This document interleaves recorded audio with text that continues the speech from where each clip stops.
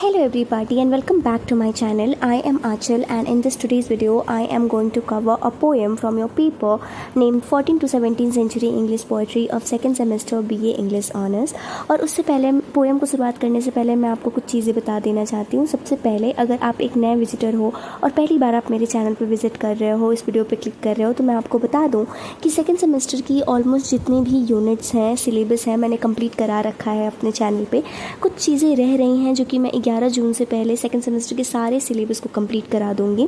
मेरे चैनल पे प्लेलिस्ट बनी हुई है सारे ही यूनिट्स के, तो अगर आपने नहीं देखा है तो please go visit there and check out that. दूसरी बात उन स्टूडेंट्स के लिए जो फर्स्ट सेमेस्टर से मुझे फॉलो कर रहे हैं और जिन्होंने मेरे चैनल को ऑलरेडी सब्सक्राइब कर रखा है, मैं ये मानती हूँ और ये मेरा विश्वास है कि जितनी भी पहले मैंने सेकंड सेमेस्टर की वीडियोज़ अपलोड करी थी आप लोगों ने वो देख ली होगी और अभी आप पे ज़्यादा बर्डन नहीं होगा और रिविज़न का भी अच्छा खासा टाइम मिल जाएगा। बाकी चलो अपना पोएम शुरुआत करते हैं। उससे पहले let me tell you one more thing, that is that it really take time to make notes and PDF and I really need motivation for that, and that only can come from your subscription of the channel. If you subscribe the channel and soon if we will be able to complete 1K family, that will be a greatest happiness for me. So just do subscribe the channel, that is the greatest motivation for me. And now let's start the poem, which is The Passionate Man's Pilgrimage by Walter Raleigh। जैसा हम हमेशा करते हैं, we start by knowing the author, so let's do that.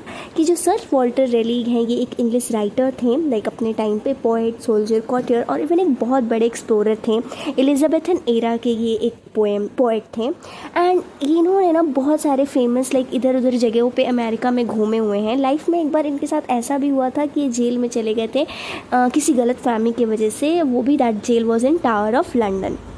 इन्होंने कई religious और philosophical poems लिखी हैं जिनका जो थीम है ना वो हमेशा डेथ, सोल और सेल्वेशन के इर्द गिर्द घूमता रहता है। ये जो पोएम हम पढ़ने वाले हैं जिसका नाम है पैशनेट मैन्स पिलग्रिमेज, इसे ऐसा माना जाता है कि जो ऑथर हैं इन्होंने उन दिनों पे लिखा था जब इनकी ज़िंदगी के कुछ आखिरी दौर चल रहे थे, तो ऐसा माना जाता है। और अगर हम इस पोएम की बैकग्राउंड के बारे में बात करें ताकि हम अच्छे से समझ पाएंगे, तो ये है कि इस पोएम को एक क्रिश्चियन पिलग्रिम के पॉइंट ऑफ व्यू से लिखा गया है और इसमें हम देखेंगे कि जो राइटर हैं कैसे प्रिपेयर कर रहे हैं इस वर्ल्ड को छोड़ के एक नई फाइनल जर्नी को बिगिन करने का, वो है अर्थ से हेवन की तरफ।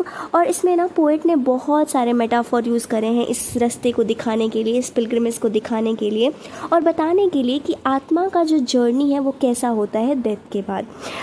और हमें ये भी पता चलता है कि यहाँ पे जो पोएट हैं ये डेथ को as a fear, as a डर नहीं देखते हैं कि मुझे डर है इससे या मुझे मंजूर नहीं है ये मौत, ऐसा नहीं देखते हैं, बल्कि इसे देखते हैं और हमें बताते हैं कि ये एक स्पिरिचुअल जर्नी है।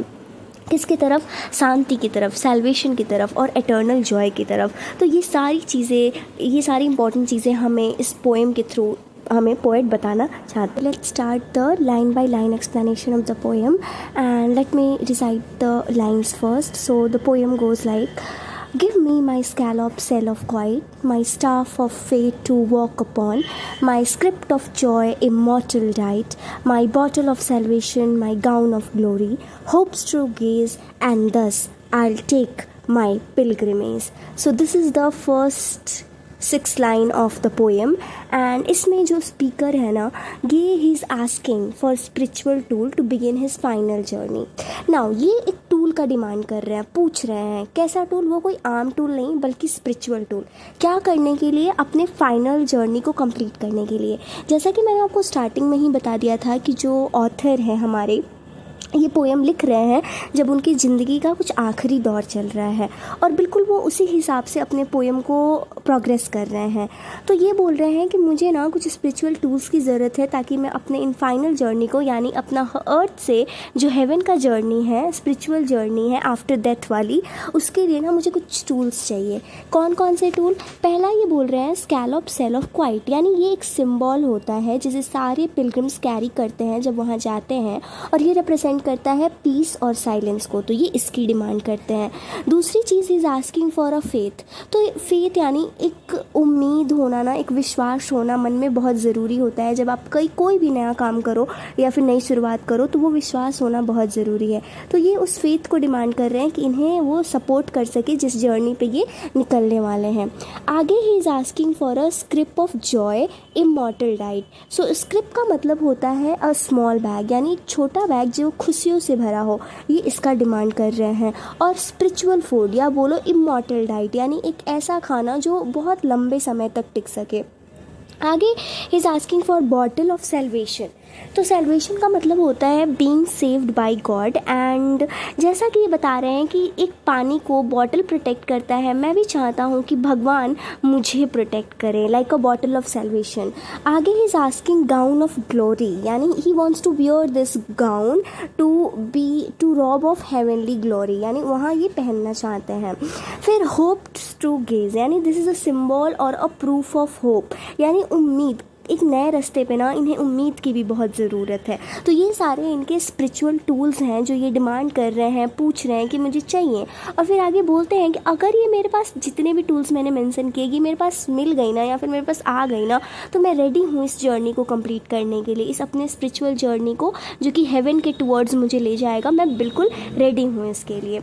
आगे की लाइन्स में लेट मी रीड दैट, क्या बोलते हैं ये कि blood must be my body's balmer, no other balm will there be given, whilst my soul like a white palmer travel to the land of a heaven, over the silver mountains where spring the nectar fountains, and there I'll kiss the bowl of bliss and drink my eternal fill on every Mycan hill. My soul will be a drive before, but after it will never thirst more. तो यहाँ पे जो speaker हैं बताते हैं कि इनका जो बॉडी है ना एक ब्लड से प्रिजर्व्ड है। बोलते हैं कि मेरा बॉडी ब्लड से प्रिजर्व्ड है, ना कि ये अर्थर्ली परफ्यूम या बाम, ये जो अर्थ की मेटेरियलिस्टिक चीज़ें हैं इनसे नहीं प्रिजर्व्ड है, मेरा बॉडी ब्लड से प्रिजर्व है। तो यहाँ पे ना ये माइट ऐसा हो सकता है कि ये डिनोट करना चाहते हैं, क्योंकि जैसे ही मैंने आपको स्टार्टिंग में ही बताया था कि ये जो पूरा पोएम है, ये जो पूरा पिलग्रिमेज जर्नी है, ये क्रिश्चियन पॉइंट ऑफ व्यू से लिखा गया है। तो मे बी ये यहाँ डिनोट करना चाहते हैं क्रिस्ट ब्लड सेक्रीफाइस को, जो इनके सोल को प्योरीफाई कर देगा ऑन अ वे। फिर ये ना अपने सोल को कंपेयर करते हैं वाइट पामर से। वाइट पामर यानी it's like a white dress और it's a symbol of purity. तो जो हेवन में पहन के जर्नी करना होता है तो उससे ये कंपेयर करते हैं। फिर ये इमेजिन करते हैं कि इन्होंने ना सिल्वर माउंटेन और नेक्टर फाउंटेन, यानी सिल्वर माउंटेन को क्रॉस करके एंड पहुंच गए हैं nectar fountain, and these are the symbol, and through this poet wants to symbolize heavenly joy and sweetness, कि कितना अच्छा महसूस हो रहा है जब मैं ये ट्रैवल करके यहाँ नेक्टर फाउंटेन पे पहुँच गया हूँ। आगे बोलते हैं कि जब मैं वहाँ पहुँच जाऊँगा ना, मैं बाउल ऑफ ब्लिस पीऊँगा, और दैट इज़ शोइंग कि ये वहाँ के एटर्नल हैप्पीनेस को इन्जॉय करेंगे। फिर ये बोलते हैं कि वहाँ पहुँचने से पहले जो मेरा सोल है, मेरा जो आत्मा है, वो काफ़ी भूखा था, लेकिन जब मैं वहाँ जाऊँगा और वहाँ जाके मैं ये हेवनली जॉय को पी लूँगा तो ऐसा होगा कि मेरे को फिर से ना कभी ये भूख, जो स्पिरिचुअल थर्स्ट है ना, ये कभी वापस नहीं आएगी, क्योंकि वो इतना पीसफुल होगा, इतना प्यारा होगा, वो मुझे एटर्नल हैप्पीनेस देगा। आगे ये बोलते हैं द मिल्क इन हील, यानी प्योर वाइट नरिशिंग, ये एक सिंबॉलिक इमेज है एटर्नल पीस को दिखाने के लिए और फुलफिलमेंट की, जो इनका हेवन में, मतलब ये जो इनकी एटर्नल पीस है वो हेवन में फुलफिल हो रही है। आगे की लाइंस है and by the happy blissful way more peaceful pilgrims I shall see that have shook off their gowns of clay and go appareled fresh like me, I'll bring them first to slake their thirst and then to taste those nectar circuits at the clever wells where sweetness dwells, drawn up by saints in crystal bucket। तो यहाँ पे जैसा मतलब ये describe कर रहे हैं कि मैं अपना जो जर्नी है वो कंटिन्यू करूँगा, स्पिरिचुअल जर्नी, और ये बोलते हैं कि जो वॉक है ना, मतलब जिस रास्ते से मैं जाऊँगा वो खुशी का रास्ता होगा, वो ब्लेस्ड पाथ होगा। जो रास्ता मैं हेवन की तरफ चूज़ कर रहा हूँ वो रास्ता ही इतना खूबसूरत होगा, प्यारा होगा, हैप्पी होगा, ब्लेस्ड होगा। और रास्ते में ना साथ साथ ये केवल अकेले सोल नहीं होंगे जो इस जर्नी के लिए जा रहे होंगे, वहाँ पे ये बाकी और भी कई पीसफुल सोल से मिलेंगे जो इनके ही तरह पिलग्रिम्स होंगे। तो जो ऑथर हैं वो बोलते हैं दीज सोल्स, यानी जो सोल्स इनके साथ आए हैं बाकी pilgrims, they have shook off their gowns of clay. तो यहाँ सबसे पहले आप क्ले का मतलब समझो। आपने अपने बड़ों से ये ज़रूर सुना होगा कि ह्यूमन बॉडी मिट्टी से बनी है, और ऐसा भी सुना होगा कि एक दिन तो इस मिट्टी को मिट्टी में ही मिल जाना है। तो ऑथर बिल्कुल उसी बात को बता रहे हैं कि कैसे ये और बाकी पिलग्रिम्स अपने फिजिकल बॉडी को अर्थ पे छोड़ के ये लोग हेवन के लिए निकल गए हैं, और यहाँ पे आके उन्होंने फ्रेश और प्योर एक कपड़ा पहन लिया है। जिस तरह से स्पीकर ने पहना है वैसे ही बाकी पिलग्रिम्स ने भी पहन रखा है, और ये कहीं ना कहीं एक स्पिरिचुअल ग्लोरी को दिखा रहा है। आगे ये बोलते हैं कि ये खुद बाकी पिलग्रिम्स को गाइड करेंगे उनकी इस प्यास को बुझाने के लिए। कौन सी प्यास? इस स्पिरिचुअल थर्स्ट को बुझाने के लिए, और ये हेवनली क्या खुशी होती है ये इन्हें बताएंगे। फिर जो स्पीकर हैं इन्होंने डिस्क्राइब करा है कि ये जो हैप्पीनेस है, ये जो जॉय है, इसे एज अ नेक्टर सर्किट यानी एक स्वीट हेवनली ड्रिंक जो कि सिम्बलाइज कर रहा है डिवाइन हैप्पीनेस और ब्लेसिंग। और ये जो ड्रिंक है ना, ये क्लियर वेल से आया है, मतलब एक प्योर प्लेस से आया है जहाँ पे स्वीटनेस पाई जाती है, जहाँ पे जॉय, पीस और लव पाया जाता है। आगे जो स्पीकर हैं ये बताते हैं कि केवल ऐसा नहीं है कि ये पानी प्योर जगह से आया है, जो ये पानी को हैंडल करते हैं, देख रेख करते हैं, वो भी सेंटिनली बीइंग्स हैं हेवन में। आगे की लाइंस क्या है? And when our bottles and all we are filled with immortality, then the holy path we'll travel, strewed with rubies thick as gravel, ceiling of a diamond, sapphire floors, high walls of coral and pierced balls। मतलब इन lines में आप लोग देखना कि जो haven की खूबसूरती को स्पीकर ने डिस्क्राइब करा है।